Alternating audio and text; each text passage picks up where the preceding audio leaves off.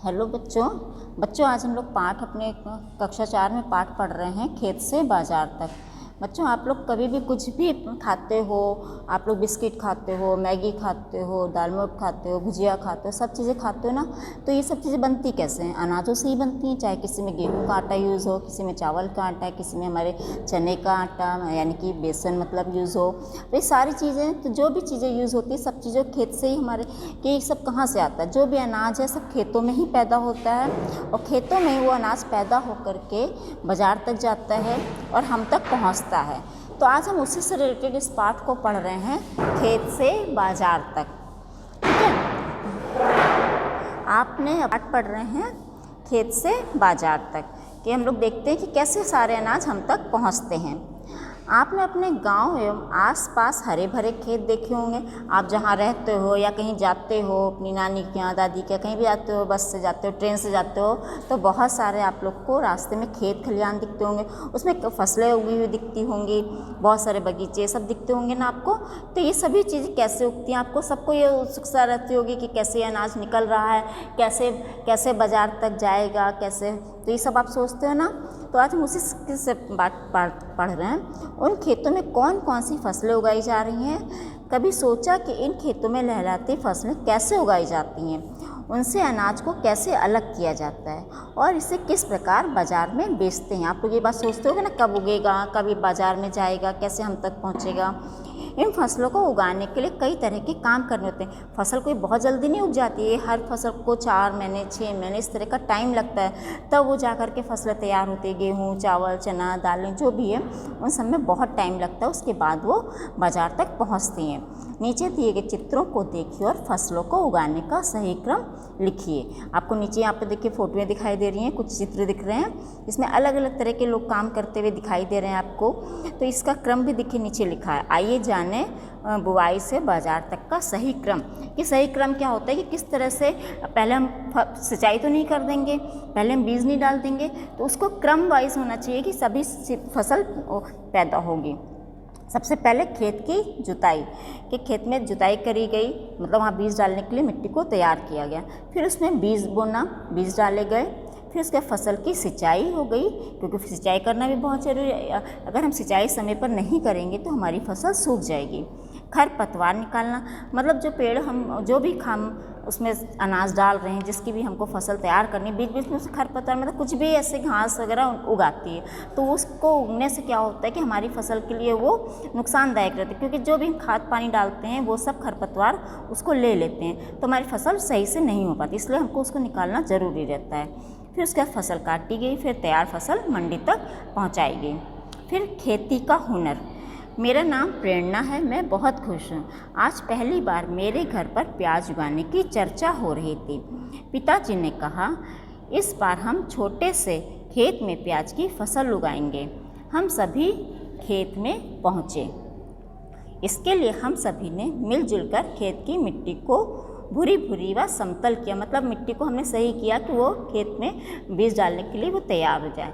इसमें कुदाल से थोड़ी ऊंची उठी हुई क्यारियाँ बनाई, जैसे एक आपने लाइन जैसे बना दी कि उसमें हम क्यारियाँ जैसी तैयार करी गई। फसल अच्छी हो इसके लिए मिट्टी में गोबर की खाद, आपने पढ़ा है कि गोबर की खाद बहुत अच्छी होती है, और थोड़ी मात्रा में कीटनाशक दवा भी मिला। कीटनाशक दवा इसलिए डाली जाती है जिससे फसलों को कोई भी कीड़े मकोड़े ना लगें और हमारी फसल सुरक्षित रहे। मेरी मम्मी उस तैयार क्यारी में प्याज के बीज डालती गईं। कुछ दिन बाद प्याज की नर्सरी यानी कि बहल तैयार हो गई। नर्सरी में छोटे छोटे पौधे उगना, उसको ही हम नर्सरी कहते हैं। इसे मिट्टी से निकालकर समान दूरी पर लगाया गया। जब वो छोटे छोटे पौधे निकला तो उनको उस जगह से निकाल करके उसको दूसरी जगह पर लगाया जाता है। ये प्याज में ऐसा किया जाता है।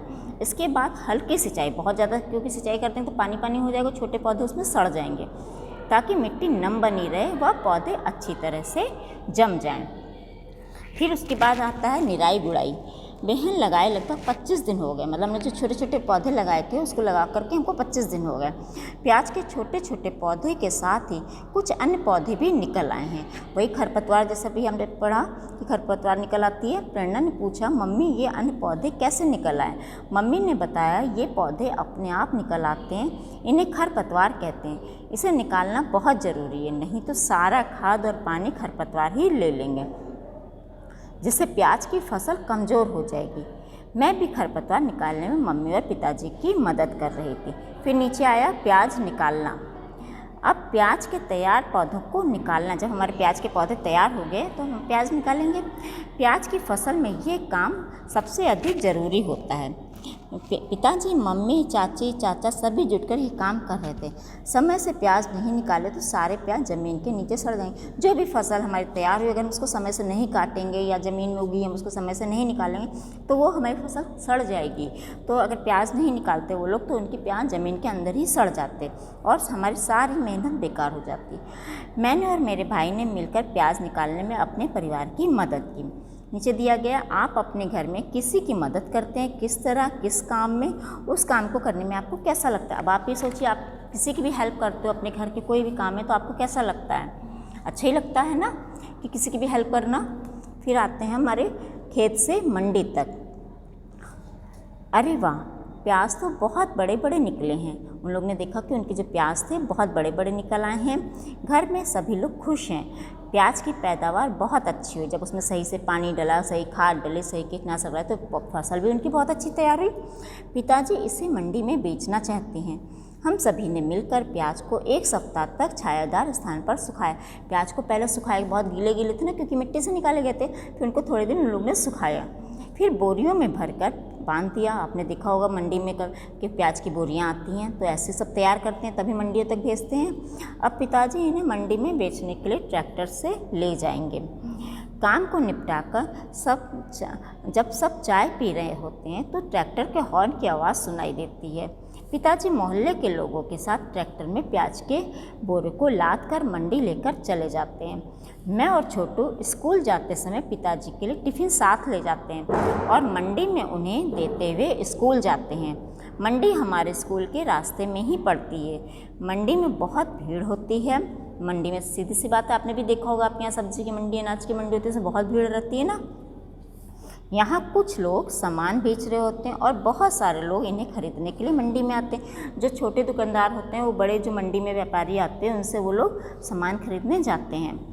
आपके घर में कौन कौन से अनाज और सब्जियाँ खरीद कर लाई जाती हैं और इन्हें कहाँ से खरीदा जाता है, इसकी आप अपने घर में चर्चा कीजिएगा। आइए जानें अनाज वाली फसलों के दानों को कैसे अलग किया जाता है। सबसे पहले धान की पिटाई। धान की फसल पक जाने पर उन्हें काट कर धूप में सुखाते हैं। उसके बाद उन्हें लकड़ी के पट्टे पर पीट पीट कर धान को अलग किया जाता है। पहले के ज़माने में, अब से मतलब बहुत साल पहले, लकड़ी इस तरह से निकालते थे, पहले काटते थे, उसको सुखाते थे, फिर उसको पीटते। मतलब ये सारे काम जो है इंसान को ही करने पड़ते थे, पर आजकल ये काम मशीन के द्वारा किया जाता है। पर अब हर चीज़ काम के लिए हमारे पास मशीन है।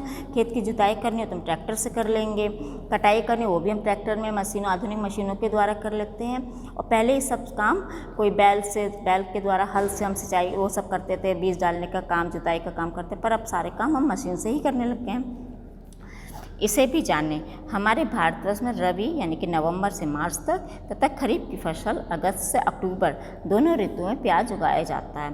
प्याज में विटामिन सी, फास्फोरस आदि पौष्टिक तत्व पाए जाते हैं। फिर है इधर मशीन द्वारा गेहूँ की मड़ाई। मशीन द्वारा गेहूं की मड़ाई। गेहूं के पौधे जब सुनहरे रंग में बदल जाते हैं तो गेहूं की कटाई कर लेनी चाहिए। जब गेहूं आपने जैसा कलर का होता है, ब्राउन ब्राउन जब हो जाता है, तब हमें गेहूं की कटाई कर लेनी चाहिए। गेहूं को काटने के बाद उसके बालियों से बीजों यानी कि गेहूं को अलग करने का काम थ्रेशर मशीन द्वारा किया जाता है। इससे गेहूं और उसके पुआल को अलग अलग कर लिया जाता है और आपका गेहूं गंदा भी नहीं होता, फटाफट मशीनों से सब काम हो जाता है। इस मशीन को हम थ्रेशर मशीन कहते हैं। अब आप पता करिए, किसान से पता करके लिखिए कि जब थ्रेशर मशीन यानी कि शक्ति चालित यंत्र नहीं थी तो लोग गेहूं की फसल से अनाज को कैसे अलग करते थे। अब आपके आसपास जो भी हो, किसान हो, लोग हों, आप उनसे इन सब बातों पे चर्चा करिएगा, कैसे किस तरह से वो लोग अपने खेतों को उगाते हैं, किस तरह से मंडियों तक पहुंचाते हैं। आपको इस डिस्कस करने में बहुत अच्छा लगेगा। ठीक है बच्चों, अब आप इस लेसन को फिर से अच्छी से रीडिंग लगाइएगा, अपनी कॉपी में 2 पेज की हैंड राइटिंग लिखिएगा। ठीक है बच्चों, आगे के अभ्यास का हम लोग बाद में करते हैं। Okay, thank you.